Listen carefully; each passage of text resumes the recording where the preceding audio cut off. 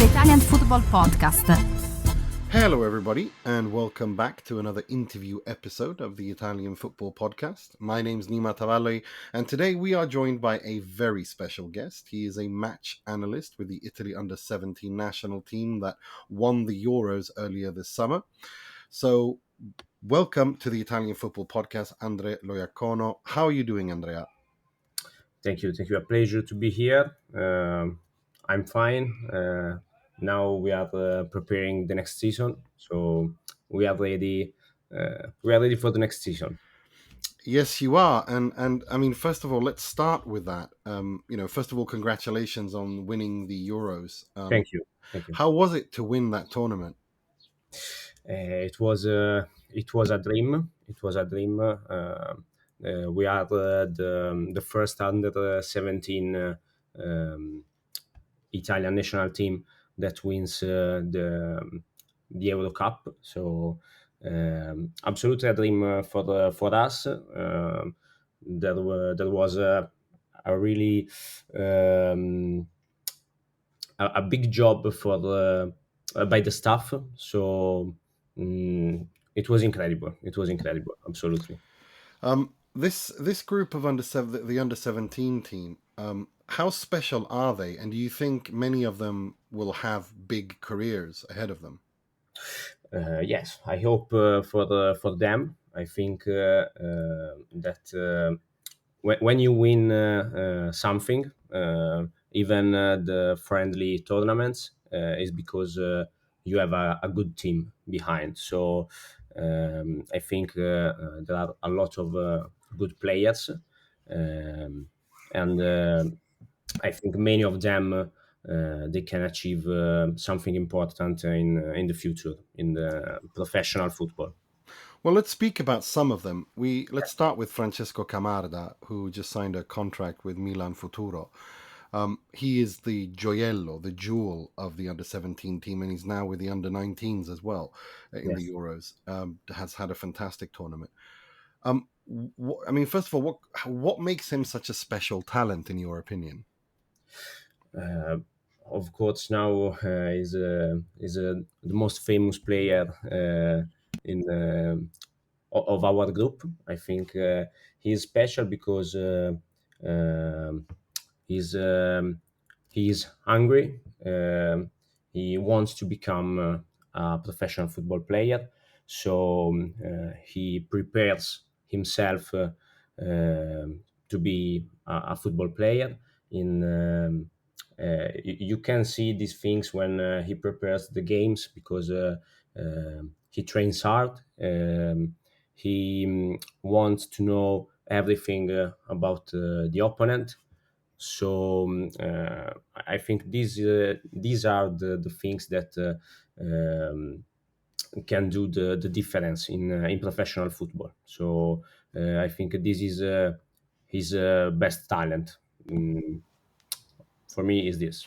Of course, he's a really good player. He's a goal machine, and he has a really good technique. But I think the thing that makes him special is his hunger. There are some others as well. I wanted to ask you about Mattia Liberali, who Alessandro Costacurta, the Milan legend, called the Italian Phil Foden. What, in your opinion, makes him special? I know him since he was under 15, so I know him very well. For me, he's a football genius because he has a fantastic technique. He has vision, and he has also he sees something that the other players don't see. For me, so he's really a genius of football for me. Even if he's only 17 now, but I think he will be a really good player in the future. Is there anyone else in the under 17 team that won the Euros this summer that you want to that you think specifically as an individual is someone that you want to raise? We've mentioned Camarda, Liberali. Yeah, I don't like to speak about only one player, but I think that there are a lot of really good players. For example, we had uh, five of our guys in the best 11 of the tournament. So I think that a lot of them can be professional football players in the top level. I think the two goalkeepers, for example, Pessina and Longoni, for me, they will be um, a goalkeeper of Serie A for sure. And I don't know, maybe the captain Mosconi. Hmm. He's also a great player, and he played a fantastic tournament. I wanted to ask, how did you all celebrate winning the Euros? Did you do anything specifically, like something fun? Like what did you do? No, we didn't. Almost nothing because we came back in the hotel at 3 a.m. So all the clubs were closed, and no, but it is a joke. But the players has only 17, Yeah, so we, of we course. cannot do, of No, course, no. nothing. But we celebrate the win in the hotel. We stayed together uh, until the morning, so we celebrate all together, but in the hotel.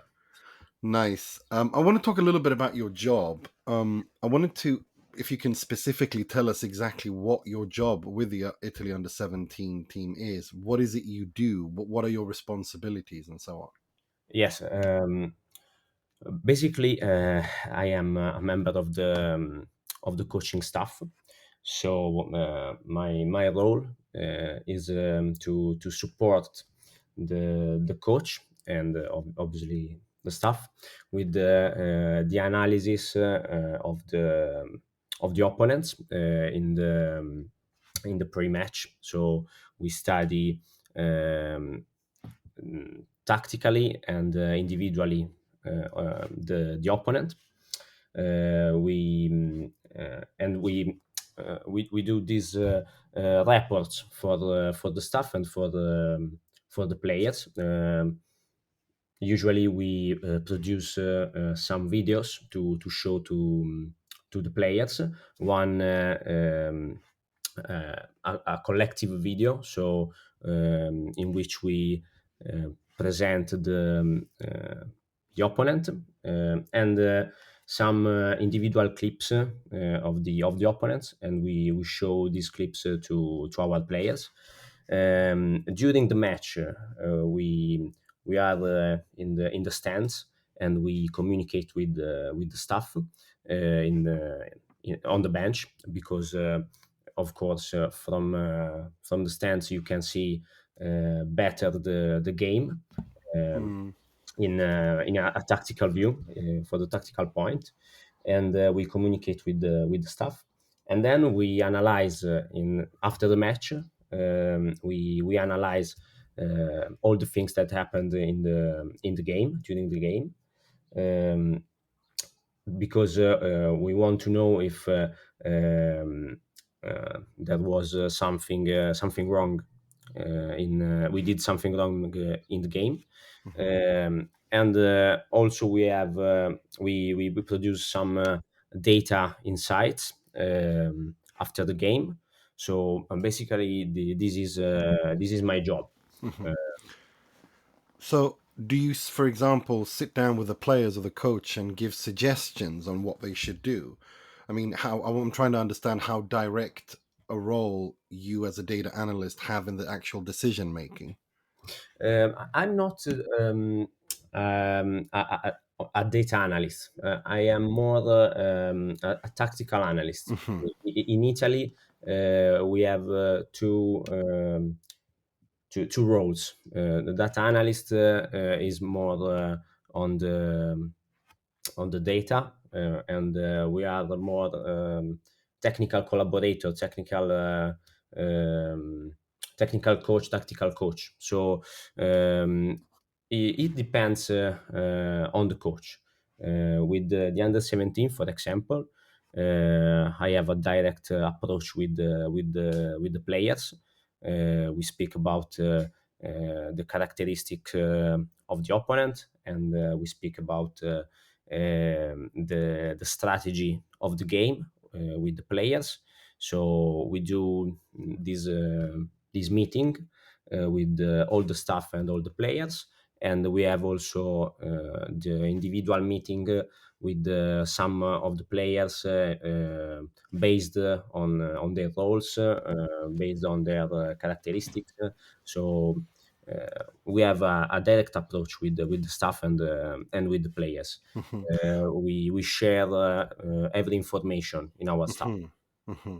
Well, I'm glad you brought that up about the difference between you as a match analyst and you have a data and analytics team as well.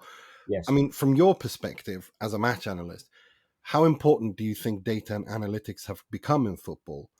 And what advantages do they bring to a team, to the players, to the managers, etc.?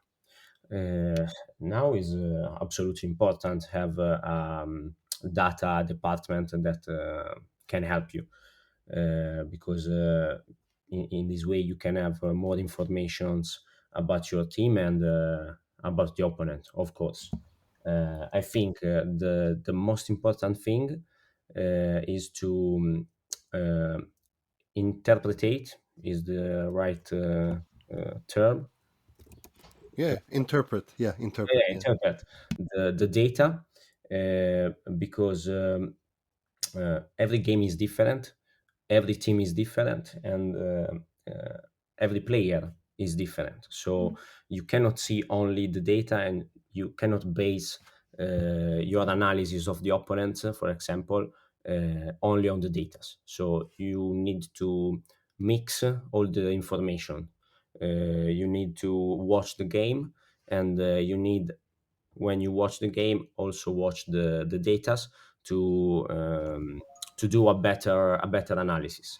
To Uh, understand what it is you're watching and understand the numbers better. exactly. If Mm. you only focus on the datas, um, you can uh, mm, you can forget something. So it's absolutely important that the data department and the match analysis department collaborate Mm. each others because um, I think this is the only way to work together. The only way is to work together. I think. Absolutely. And this is something I always say on our podcast when people just come armed with statistics. I'm like, well, sometimes I don't care what the statistics say. You have to watch the game. I mean, you need both of them. What one without the other is useless. Um, but if we're just talking key data points and underlying metrics, what would you say are the most important key data points and underlying metrics to assess players and teams in football today? I think the is not it depends on what you want. So it depends what the club want and what the coach wants. So um, I the data that you want to see are based on the style of the coach, for example. So um, it depends on his ideas. It's not something that works for everybody. There are clubs that watch some datas, and there are other clubs that watch other datas, just because they have different football ideas. Hmm. So it's not fixed. No. But could you give an example of, for example, at the Italy under 17 team, Mhm. what was the key data points and underlying metrics for you guys? We watch for example, the ball recoveries in the opponent's half is something that we watch a lot because we want to press high. So the ball recoveries in the opponent's half, in the defensive phase, is the most important data for us.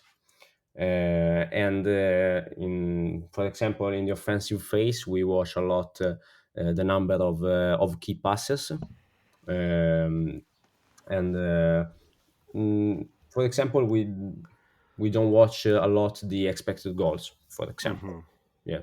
Okay, that's interesting. I mean, just to tie back to your point about, you need the match analyst team and the data team to work together.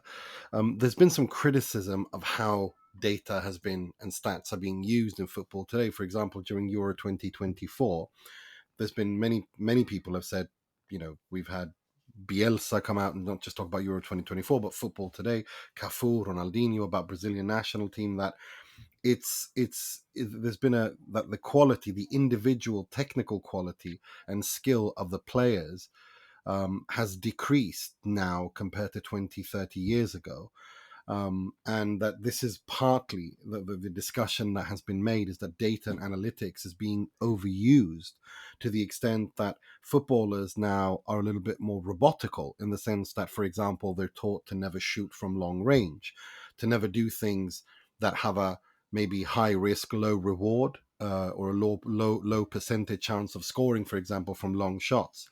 So as a result, you see more and more players do the same thing, and that football loses the individual skill as a result of that.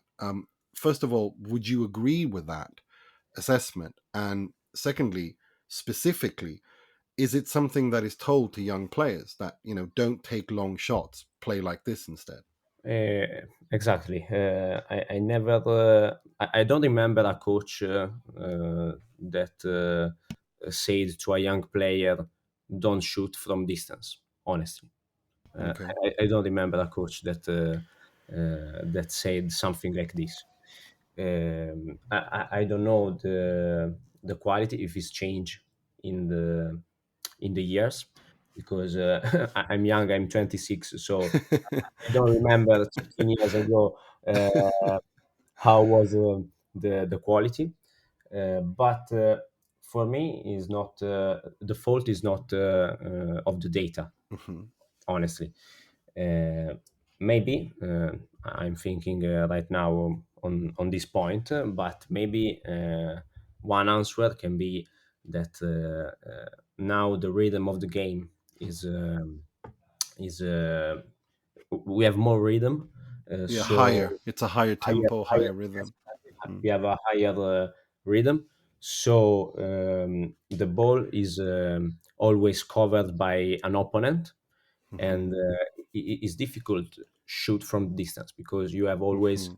an opponent behind, between the ball and the and the net. So maybe is one of the answer. Mm. If you can watch the tactical point on this question, maybe is for this. Um, all the teams has an higher pressure on the ball, and I think this is the answer. I don't know if the quality is lower, uh, but Mm. again, I don't But remember a coach that says no, to to don't a player, shoot. Don't shoot. defense. Honestly, I No. don't think is and I don't think the fault is for the data. No, Honestly, no, no. But I mean, if we compare today I mean, for example, the classic number 10, the Fantasista, the yeah. Tottis, the Baggios, that kind of player, even the Zidans, the Maradonas, we don't have them in that instance, anymore. And okay, if we put aside the data discussion, could it be a situation where youngsters and teenagers have skill and technical ability, quote unquote, coached out of them, if that makes sense? That it's more about, you want players that follow the system rather than do the individual skill and unexpected, if that makes sense. Yeah, maybe there are some cases in which the coach wants um, to give to the players a lot of informations, and maybe this can be a problem. If I watch our under 17, we have some of old number 10s, like for example Liberali, but even Chardi from Red Bull Salzburg, Mm, or Orlandi from Empoli. They have the characteristics of the typical number 10. But of course, now the tactical tasks for the players. Every player has some tactical tasks. Maybe in mm, the past, the number 10 was not vinculated in the defensive phase, for example, and maybe now they have more more tasks to do in the pitch. But I don't know if there is a real problem about the number 10s. I don't know. mm. No, I mean that was just an example of a role that I think is very pertinent, a very clear example of one role that no longer really exists. I mean, it's not like it used to anyway. Let's talk a little bit about Italy. Um, let's talk about the youngster problem. One of the things we talk about on this pod a lot is the fact that we feel that there's no pathway to the Serie A for young Italian players. I mean, one of the biggest reasons, perhaps, that lots of people said that one of the reasons Italy flopped at Euro 2024 is that there's not enough younger players of quality to choose from, and the reason for that is despite Italy being reigning under 17, under 19 European champions, vice campioni del mondo for under 20. So Yes. Italy do produce good quality young players by comparison with other countries, but when it comes to getting a chance in the Serie A, it's really low. I mean, only one or two of those under 19 champions last year played regularly in the Serie A last season. And many youngsters are being forced to go to Switzerland or Germany or elsewhere. Because if they stay in Italy, they either sit on the bench or they play in the Serie B or Serie C. And the standard isn't high enough there. And one thing that we've been very critical of on this podcast is that there doesn't seem to be a pathway to Serie A teams. Like, whereas in Spain, for example, and I'm not just talking about Lamine Yamal, or Nico Williams, who are special talents, but just overall, there seems to be a more clearer pathway to La Liga in Spain than there is to Serie A for Italian teams, or for Italian youth, rather. Hmm. So my question is, I mean, you work as a match analyst with the under 17s. You know these guys. You refer to Liberali as a football genius. I mean, don't you think that this is a big problem in Italian football? And that, I mean, is there a frustration among people who, like yourself, work with the under 17s and under 19s that these fantastically talented youngsters don't get the chances in senior football in the Serie A? Yeah, I can know what is the um, the main problem. Mm, But maybe you hit the point. I think that in the youth teams we have a lot of really good players. Of course, you said all the results in the mm, last seasons, so we have a lot of quality. I don't know what is the main problem. If uh, Because exactly they don't have the chance to play in the at the higher level, many of mm, these players. uh, Honestly, I don't know why, mm, because I just work with the under 17. I just work with the youngs. The only thing that I can say is that we can watch with hope to our future, because mm, um, there are a lot of great players that I think in 1 or 2 years we can watch them in the national team. So we can see to the future with hope, with high hope. Mm, I think. absolutely. I mean, if you were to, I mean, I understand you can't comment on why it is the way that the Serie No, A clubs I seem don't to know. prepare. I don't know why. I don't Mm, know yeah, why. but it must be frustrating for you, for someone who works with these players and see how talented they are, that they don't get a chance in the Serie A. Maybe I'm lucky because I work with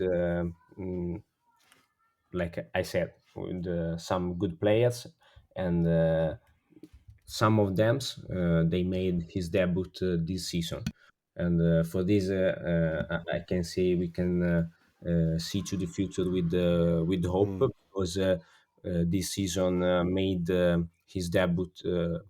For example, Mattia Mannini for AS Roma made his debut in Europa League. hmm Leonardo Mendicino made his debut with Atalanta in Serie A mm, and Europa League. Francesco Camarda, and mm, I think that the next season, many of them we will do their debut. So maybe I'm lucky because I trained Simone Pafundi, for example, yeah, and Pafundi. Yeah. I trained a lot of players that now are making their debut. Mm. So maybe I'm lucky. I don't know. I mean, if I mean, do you think that maybe Italian clubs should do a bit more like Spanish clubs, in the sense that they take a risk on youth? Is that something you would like to see? I mean, we've seen lots of, for example, many of our listeners have said, well, why can't, if it were possible, why not have a situation where you kind of say that you need to have at least, you need to play, I don't know, or under 19 players in every Serie A squad have to play at least 500 minutes a season or something like that. Like, Mm, would you think something like that is a good suggestion? Because I mean, of course, you can't just throw in young people headlessly into the Serie A, but there still should be more of a pathway. Do you understand what I mean? I don't know. It's not my job find Okay. a solution, of course, but I think every country has its own culture, football culture, Hmm. and we have to find our own way Yeah. to solve this problem. But I don't know in which way. One thing I can I can say, and I think is we need to be more patient Mm, with the young, mm, youngs. I think absolutely. this is the most important thing. I agree. I Yeah. agree. I mean, one thing that Spain does, which I think is really interesting, and that is that all of their youth teams at international level, they play pretty much the same formation and style as the senior teams, which in turn makes the step up to the senior team easier. Do you think that could be a solution, perhaps? Is almost the same that we do. Okay. We have a technical coordinator, Maurizio Hmm. Visci. I don't know if you know him.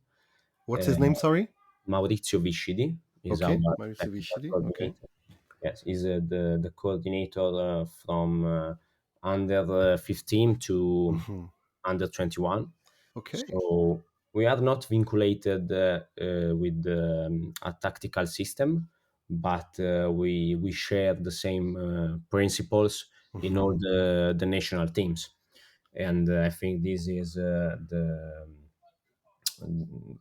I think for this we did so well in these years because Yeah, we agreed. have the same principles in all the national teams. Mm, So every player knows exactly what we want from them. So is almost the same thing that we do in the national teams, mm. but we are not vinculated to No, a system four no, three I get. three or 4-4-2. We can change Mm, based on the characteristics of the players. mm. Speaking of players that you've coached at under 17, some of them are now with the under 19s who are playing the Euros, and they're having a great Euros. They're in Northern Ireland. They're in the semi finals where they'll play against Spain. What do you make of this Italy under 19 team? What? Sorry? What do you think of this Italy under 19 team that's now in the semi finals of the Euros with playing Spain in the semi finals? I think is a really good team. I coached the year of 2006, and I think there are a lot of good players. A great coach. I worked with him last season, and I know, of course, all the members of the staff, and I know that behind the team there is a lot of work. Mm, So I think is well prepared for this semi-final. Of course, Spain is a is a really good team. We know, but I think we are on the same level, hmm and it's a 50-50 game because it's a semi-final of the European Championship. So every team has the same chance to win. But we are strong. We are well prepared. So we can beat them, of course. mm, mm. Well, let's hope we do. If we, are there any players in this under 19 team that you particularly think may have big futures ahead of them? Of course, the most famous player I think is Pafundi, but there is also Fabio Chiarodia, for example, that made his debut in Bundesliga Hmm uh, two seasons ago.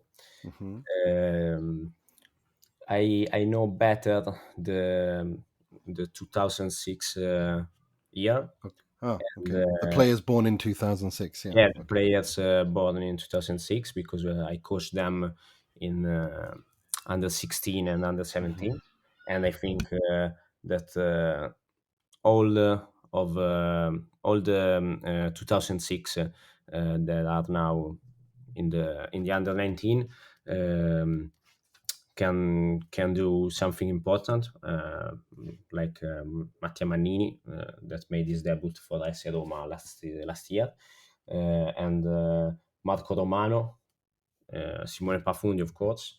Marco Romano, I think, is a really good player. He did a great goal in the last match. I think he's a great guy, and uh, he's a really really good player.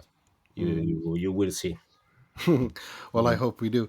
Just one final question: do you Yeah. think Francesco Camarda now is good enough or prepared? Not good enough, but ready mentally as a whole to play in the Serie A next season? I don't know. I think he will start with under Mm-hmm. 23.